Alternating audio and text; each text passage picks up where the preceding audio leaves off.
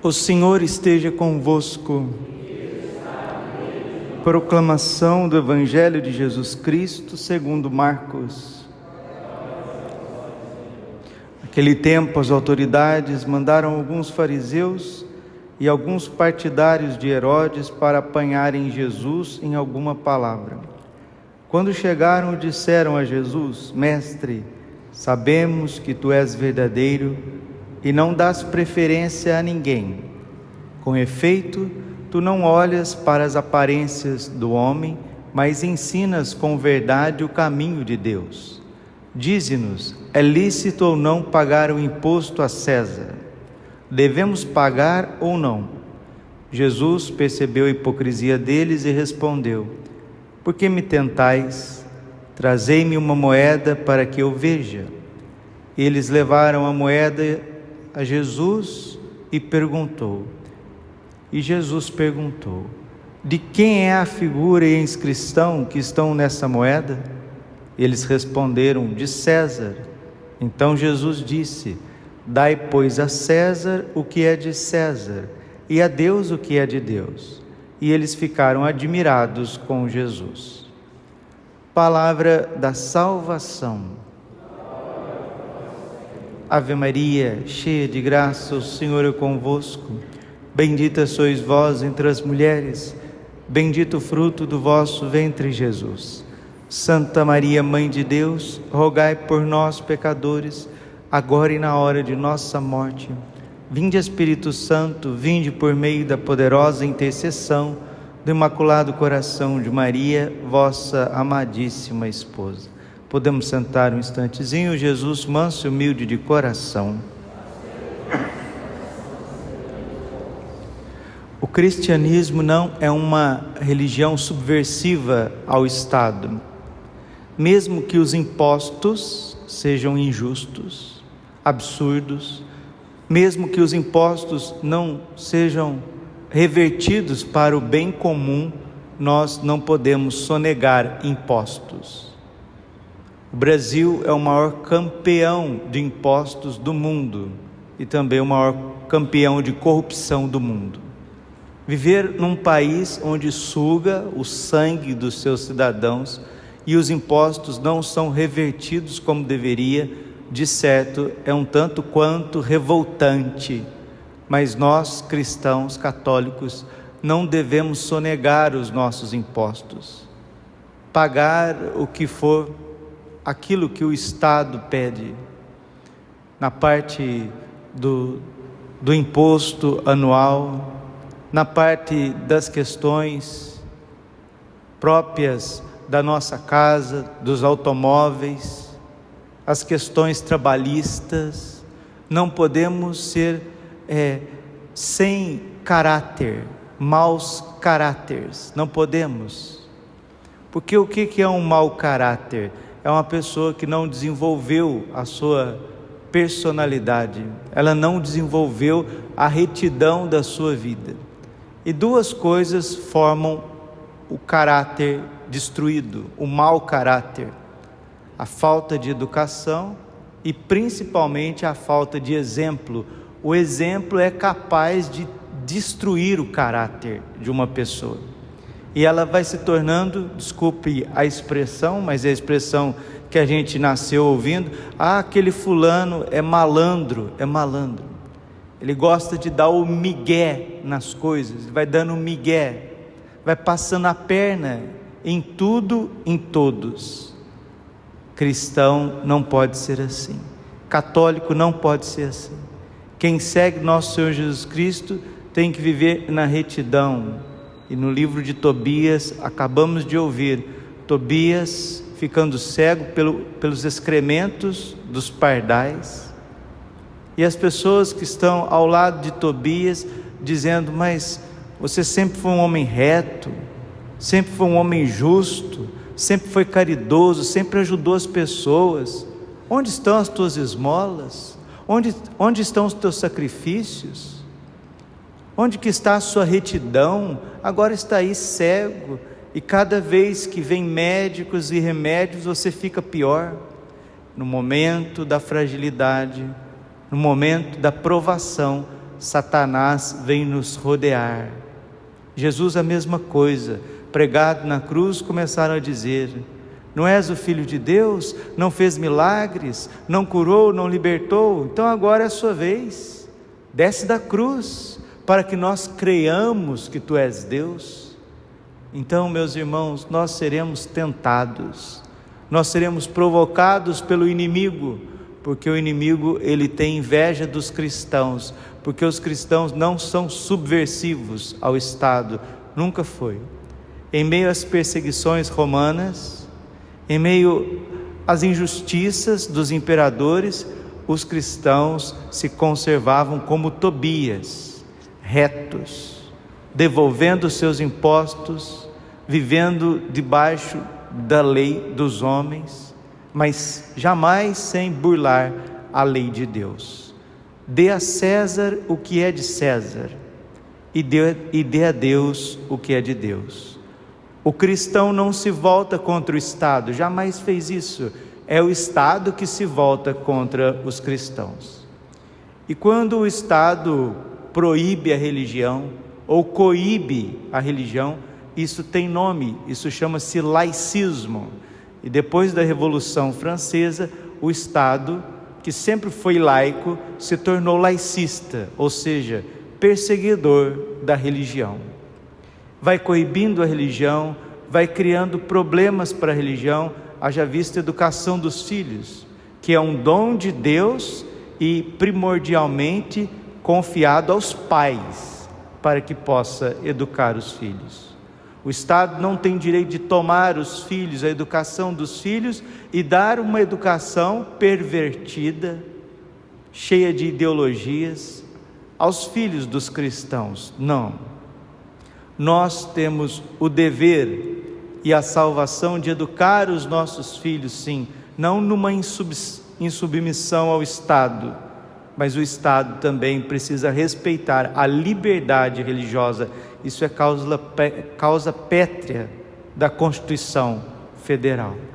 Mas na prática, no frigir dos ovos, as coisas começam todas a ficar desorganizadas. Por quê? Porque falta caráter nas pessoas. Quem que serão os juristas? Quem que serão os parlamentares?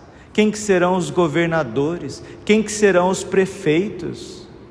São filhos de gente que estavam em ambientes, e se essas pessoas não tiverem uma boa educação cristã, uma boa formação humana, não tiverem exemplo ao seu redor, se tornarão mau caráter. Até dentro do clero nós temos má formação de caráter, por conta daquilo que trazemos da nossa casa. É o caso de São Norberto de Chaten, um homem bom, na época não tinha seminário, foi ordenado subdiácono, porque era muito inteligente, foi ser conselheiro do imperador do Sacro Império Germânico, e chegando na corte, maus exemplos, bebedeira, mulheres, piadas, conversas desnecessárias, falta de disciplina, falta de ordem, gente passando a perna.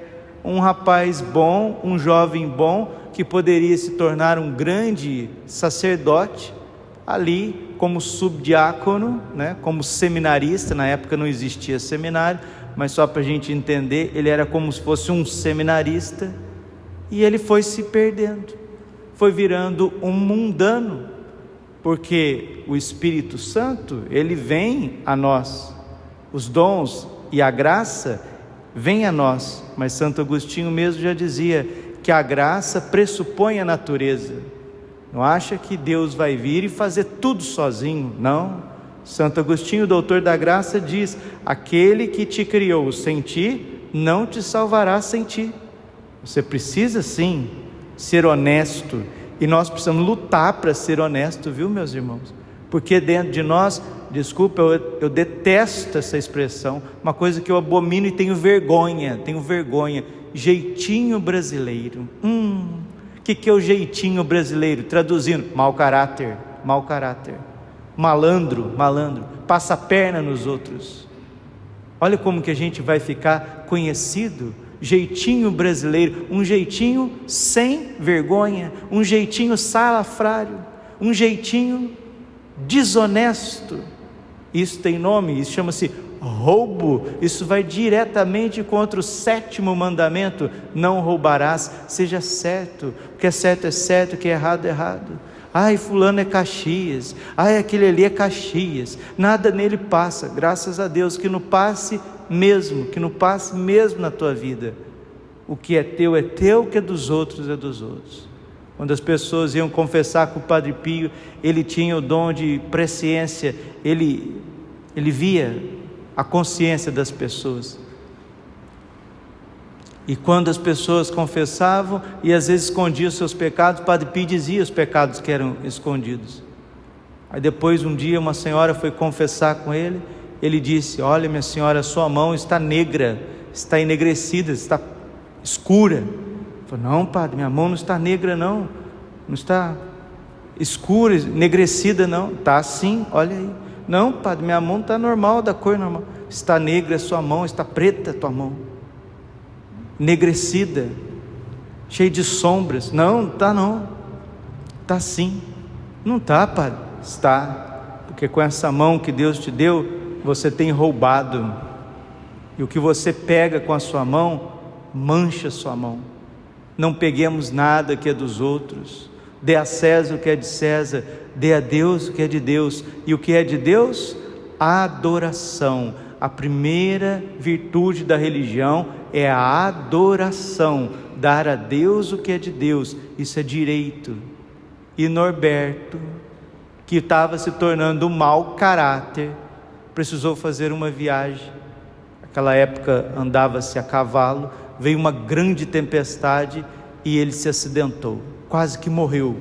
E ali foi o start para que ele pudesse dizer a si mesmo: eu não quero ser um mau caráter, eu não quero ser um mau cristão, não quero levar a minha vida com a barriga. E ali ele fez penitência.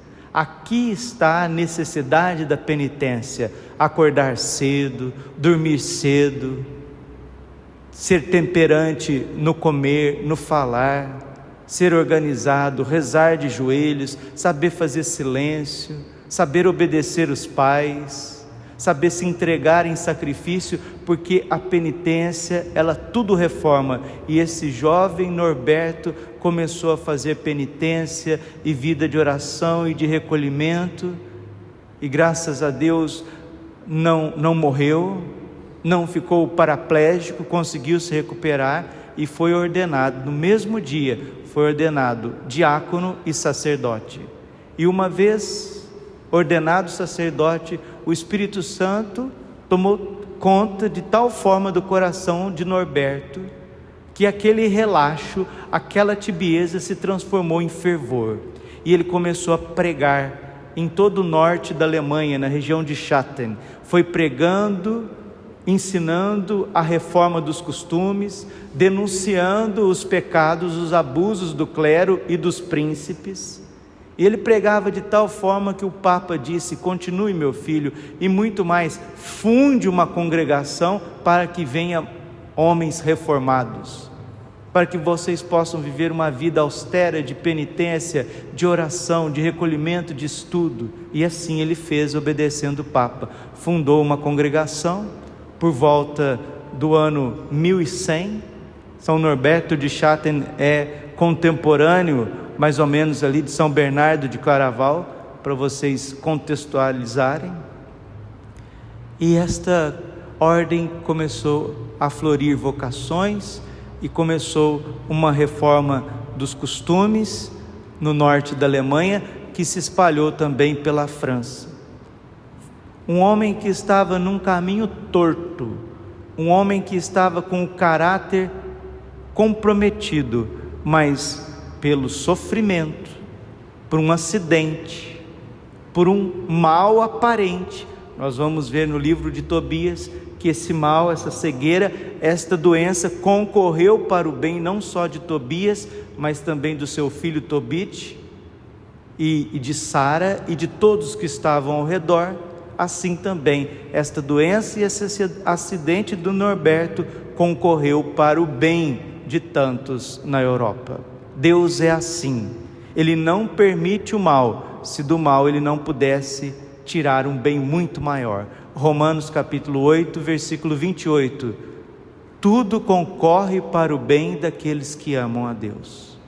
Vamos pedir nesta Santa Missa a cura da cegueira espiritual, a formação do nosso caráter, a cura dessa maldição da malandragem que está no nosso país, que é a má formação do caráter, uma educação deficiente, um ambiente sem exemplos verdadeiros, autênticos, vai fazendo de pessoas que poderiam ser santos, poderiam ser líderes, homens e mulheres a serviço de Deus, a serviço da própria nação, infelizmente vão se tornando ladrões, assassinos, adúlteros, ou então aqueles homens e mulheres tíbios.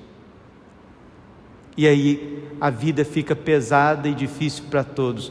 E aí você já sabe o que acontece a partir disso. É só você ligar os noticiários que você vai ver o que traz esse mau caratismo, né? E Norberto foi eleito bispo, arcebispo. Teve que deixar o seu mosteiro para poder cuidar de mais pessoas, de mais padres, de mais congregações. E a pregação dele floresceu toda a Alemanha e França naquele momento. E no século XI, onde não era costume dos padres celebrarem a missa todos os dias, Norberto celebrava a missa todos os dias. E ele era um santo tão eucarístico, ele tinha tanta devoção à Eucaristia na missa, que as pessoas vinham possessas de demônios e eram libertas. Na missa, as pessoas vinham com as suas doenças, com os seus tormentos e eram curadas, mas principalmente reformadas na sua maneira de pensar e de agir. Ele começou a pregar para os pagãos, e na época que ainda não existia o ostensório, São Norberto começou a levar o Santíssimo Sacramento nas pregações, e os pagãos começaram a se converter. E na época da Revolução Protestante, um dos santos que eles invocavam para combater o protestantismo era a figura de São Norberto com o Santíssimo Sacramento. Que nós também sejamos homens e mulheres eucarísticos, valorizemos a religião católica verdadeira, o Santíssimo Sacramento, porque de boa vontade e sentimentalismo o inferno está cheio. Glória ao Pai, ao Filho e ao Espírito Santo, como era no princípio, agora e sempre. Coração imaculado de Maria, confiança, saúde e vitória minha.